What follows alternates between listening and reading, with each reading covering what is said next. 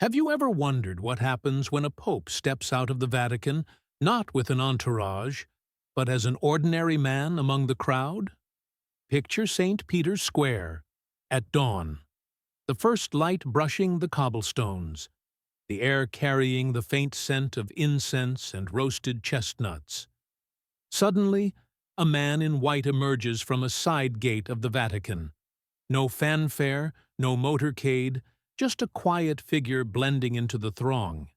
This is Pope Leo XIV, the American cardinal who, just 6 days after his election in 2025, stunned the world by walking, not riding, to a children's hospital in Rome.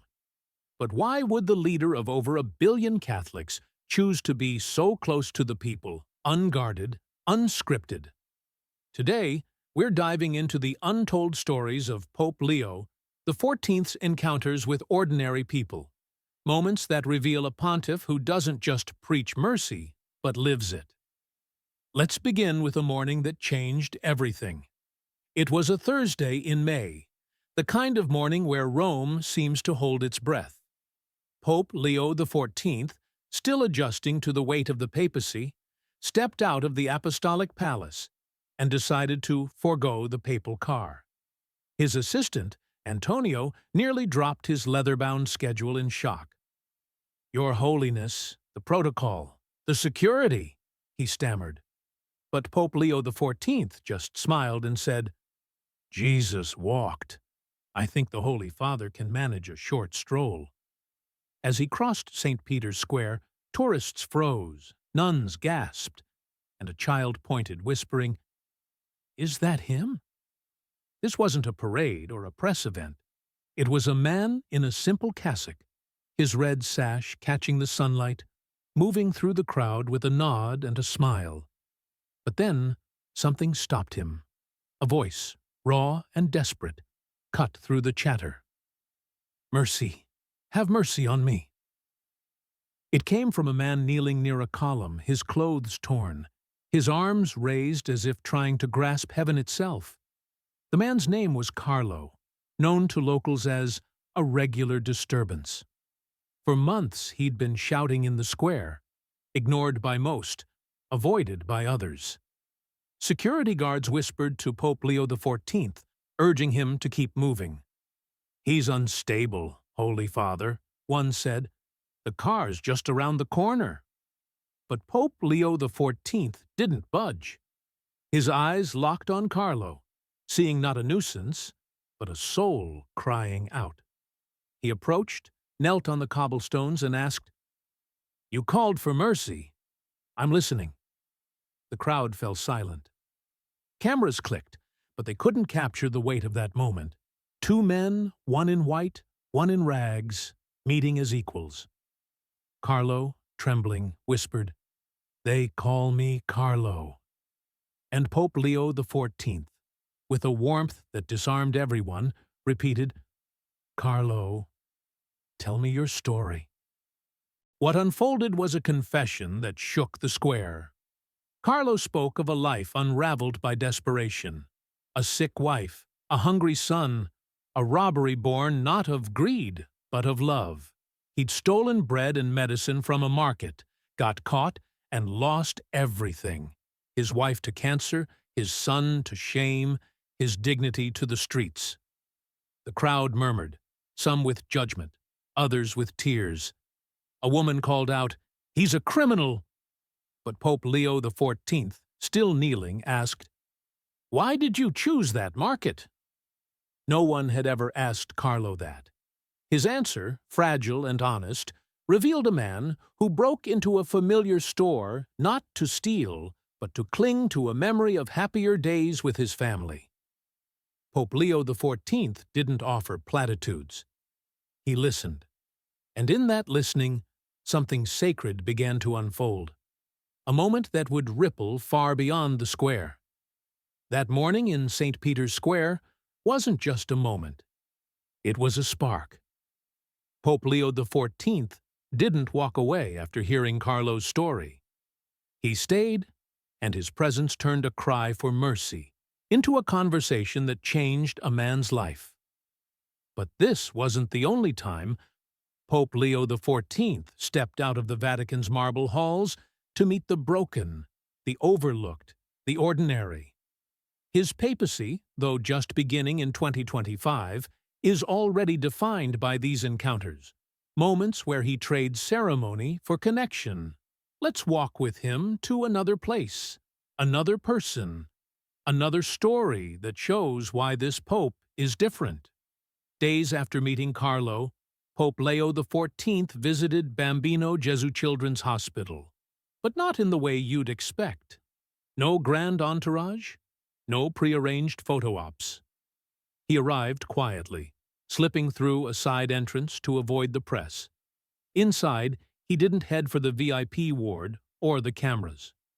He went to the rooms of children whose families couldn't afford private care, where parents sat weary from sleepless nights. One mother, Sophia, caught his attention. She was by her daughter's bedside, clutching a rosary, her face etched with worry. Her daughter, Elena, was recovering from surgery, but the hospital bills were a weight heavier than the illness itself. Pope Leo XIV sat beside Sophia, not as a pontiff, but as a pastor. "Tell me about Elena," he said softly. Sophia hesitated, then spoke of her daughter's love for drawing, her giggles, her dreams of seeing the sea. Pope Leo XIV listened, his hands folded, his eyes never leaving hers. Then he did something extraordinary. He pulled out a small notebook and wrote down Elena's name. "I'll pray for her," he promised. But he didn't stop there. Before leaving, he spoke quietly to the hospital's chaplain, ensuring Sophia's bills would be covered by a Vatican fund. Sophia didn't know until days later, when the hospital called to tell her the debt was gone. She wept, not just for the money, but for the man who saw her not as a case, but as a mother. This wasn't a headline. It was a whisper of mercy, one of many Pope Leo XIV leaves in his wake. But why does he do this? Why does a pope, surrounded by centuries of tradition, choose to sit with the struggling? It's because Pope Leo XIV believes the Church isn't a fortress, but a bridge. In his first homily as Pope, he said, "Christ didn't build walls, he built tables." And he lives that truth. Whether it's a beggar in the square or a mother in a hospital, Pope Leo XIV seeks out those who feel forgotten, asking their names, carrying their stories. Each encounter is a reminder. Faith isn't just in cathedrals, it's in the quiet moments where one heart meets another.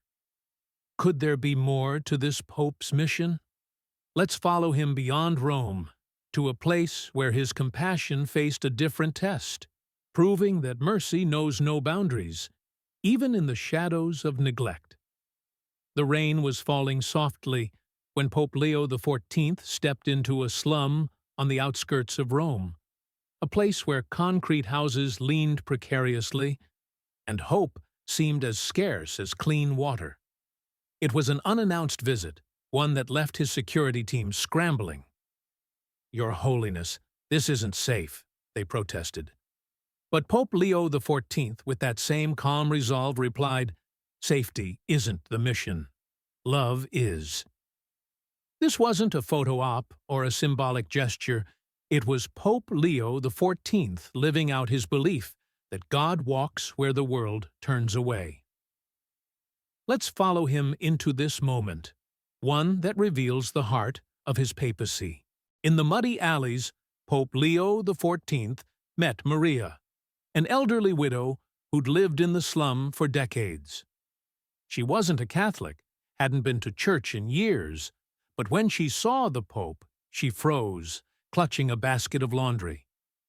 "You're him," she whispered. Pope Leo XIV smiled and asked, "And you are?" Her name, her story, poured out. A life of loss, a son who'd left, a home held together by sheer will. Pope Leo XIV didn't preach. He took her basket, helped her carry it to her doorstep, and sat with her on a rickety chair. "God hasn't forgotten you," he told her. Maria laughed bitterly. "Then why am I here?" Pope Leo XIV's answer was simple. "Because I'm here with you now." He stayed for an hour, listening as Maria spoke of her fears, her faith, her fading dreams. Before leaving, he gave her a rosary from his pocket. Not as a conversion tool, but as a reminder that someone saw her. Days later, a local priest arrived with food and supplies, sent by Pope Leo XIV's quiet instruction. Maria didn't make the news, but her neighbors did. They began visiting her, sharing meals, rebuilding community. Pope Leo XIV's visit wasn't just about one woman. It was a seed planted in a forgotten corner of the city. His papacy isn't defined by grand speeches, but by these moments, where mercy becomes a bridge between the Church and the world. So what do these stories, Carlo, Sophia, Maria, tell us about faith, about hope, about a pope who kneels in the dirt? They remind us that holiness isn't in titles or marble halls. It's in the courage to stop, to listen, to love. Pope Leo XIV isn't just a religious leader. He's a reminder that each of us, no matter our circumstances, can be the hands of mercy. Have you ever thought about the people you pass by every day? The ones whose stories go untold. Perhaps, like Pope Leo XIV, we can stop, ask their names, and let mercy begin. Pope Leo XIV's story isn't just Catholic history.